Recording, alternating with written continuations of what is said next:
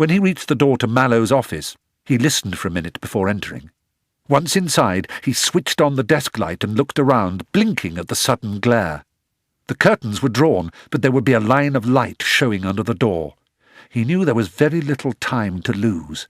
He went straight to a wooden box on the wall, opened it and took out a key.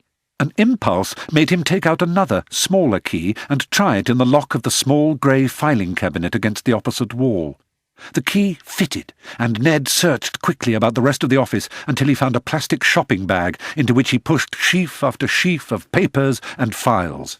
Tying the top of the carrier bag in a tight knot, he took out the chewing gum, swallowed the small key, popped the gum back in his mouth, switched off the desk light, and crept back out into the corridor.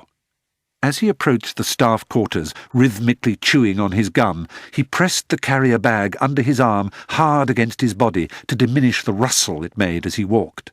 He could hear music playing, and saw an oblong fall of light in the passageway ahead.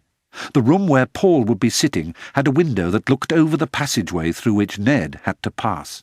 He crept slowly towards it, and had just dropped to his knees, ready to crawl along the floor under the line of view, when the door opened, and Paul walked out. Ned's heart jumped and his whole body froze. The carrier bag crackled, sounding in Ned's ears like a truck running over 1,000 plastic egg cartons. Paul crossed straight over into the room opposite without looking in Ned's direction. The vigorous splash of a stream of urine tumbling into a lavatory bowl echoed around the corridor, and, trembling with relief, Ned rose and walked forward. As he passed the door, he gave a quick glance to his left and saw Paul standing, legs apart, his back to the corridor, shaking off and humming the Ode to Joy. He wore a T-shirt and jeans, and the unprecedented sight of such ordinary clothes awoke feelings of great excitement in Ned. They seemed to assure him that the outside world was real and within reach. He rounded the corner and leant against the wall. The night was cool, but still he could feel trickles of cold sweat running from his temples onto the back of his neck. He stopped chewing and listened, his mouth open. He heard the sound of a flush, footsteps crossing the corridor, and a door closing. Spearmint saliva was dribbling from his open mouth. He sucked it in and started to chew again. On the wall opposite him, he saw the winking green light of the alarm box. Tiptoeing across, he examined it close up, mentally laying Babe's diagram of the control box over the real thing.